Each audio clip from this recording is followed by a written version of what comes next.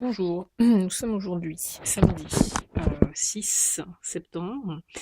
Je continue la lecture de la Bible et je crois, parce que là je m'empatouille un peu, mais bon, il me semble que je dois continuer dans le livre des psaumes au chapitre 36. Je continue donc. Psaume chapitre 36. Au chef des chantres, du serviteur de l'Éternel, de David.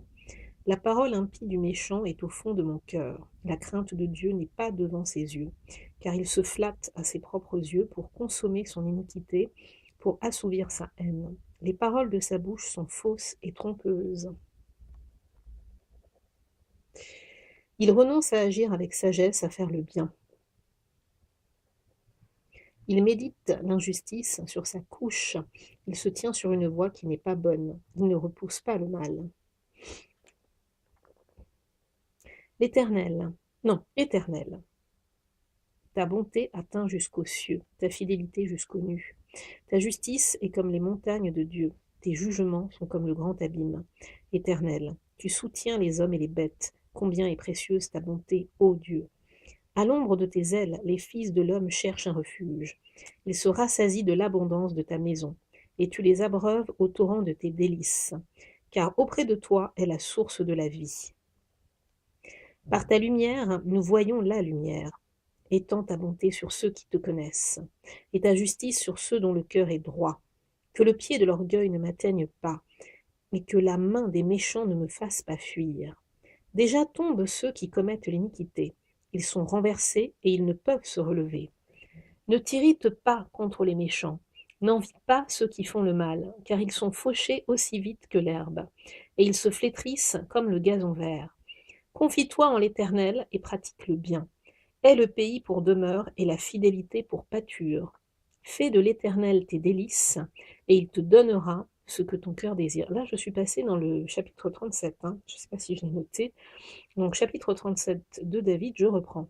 Ne t'irrite pas contre les méchants, n'envie pas ceux qui font le mal, car ils sont fauchés aussi vite que l'herbe, et ils se flétrissent comme le gazon vert. Confie-toi en l'Éternel et pratique le bien. Aie le pays pour demeure et la fidélité pour pâture. Fais de l'Éternel tes délices, et il te donnera ce que ton cœur désire. Recommande ton sort à l'Éternel. Mets en lui ta confiance, et il agira. Il fera paître ta justice comme la lumière, et ton droit comme le soleil à son midi. Garde le silence devant l'Éternel, et espère en lui. Ne t'irrite pas contre celui qui réussit dans ses voies, contre l'homme qui vient à bout de ses mauvais desseins. Laisse la colère, abandonne la fureur, ne t'irrite pas, ce serait mal faire, car les méchants seront retranchés, et ceux qui espèrent en l'Éternel posséderont le pays. Encore un peu de temps, et le méchant n'est plus. Tu regardes le lieu où il était, et il a disparu. Les misérables possèdent le pays, et ils jouissent abondamment de la paix. Le méchant forme des projets contre le juste, et il grince des dents, et il grince les dents contre lui. Le Seigneur se rit du méchant, car il voit que son jour arrive. Le méchant tire le glaive. Les méchants tirent le glaive. Ils bandent leur arc pour faire tomber le malheureux et l'indigent, pour égorger ceux dont la voie est droite. Leur glaive entre dans leur propre cœur et leur arc se brise. Mieux vaut le peu du juste que l'abondance de beaucoup de méchants. Car les bras des méchants seront brisés, mais l'Éternel soutient les justes. L'Éternel connaît les jours des hommes intègres, et leur héritage dure à jamais.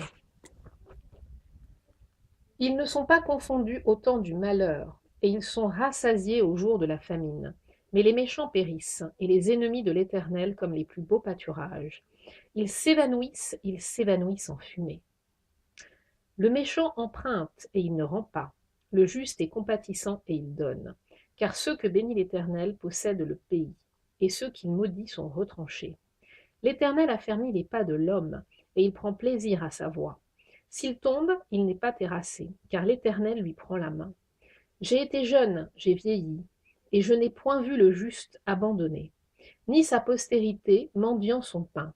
Toujours il est compatissant, et il prête, et sa postérité est bénie. Détourne-toi du mal, fais le bien, et possède à jamais ta demeure.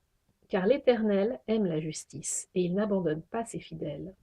Ils sont toujours sous sa garde, mais la postérité des méchants est retranchée. Les justes posséderont le pays, et ils y demeureront à jamais. La bouche du juste annonce la sagesse, et sa langue proclame la justice. La loi de son cœur est dans son cœur. Non, la loi de son Dieu est dans son cœur. Ses pas ne chancellent point.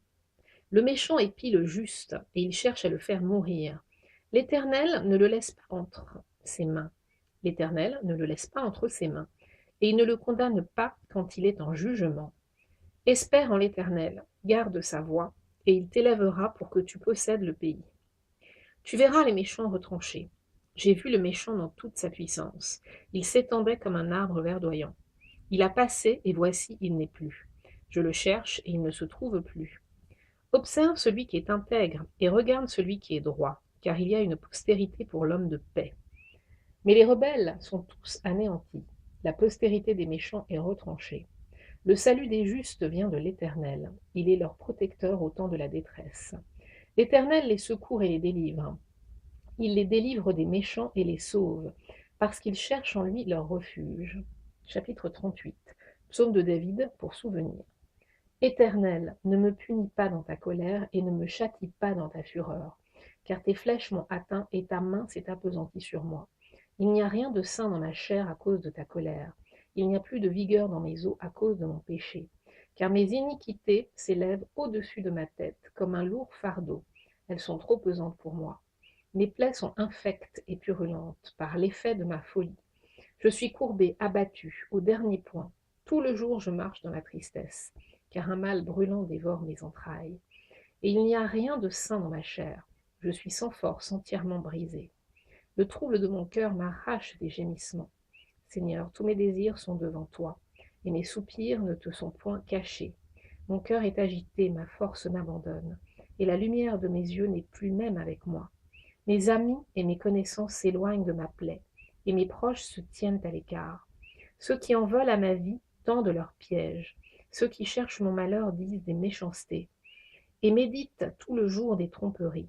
Et moi, je suis comme un sourd, je n'entends pas. Je suis comme un muet qui n'ouvre pas la bouche. Je suis comme un homme qui n'entend pas, et dans la bouche duquel il n'y a point de réplique. Éternel, c'est en toi que j'espère. Tu répondras, Seigneur mon Dieu. Car je dis, ne permets pas qu'il se réjouisse à mon sujet, qu'il s'élève contre moi, si mon pied chancelle, car je suis près de tomber, et ma douleur est toujours devant moi.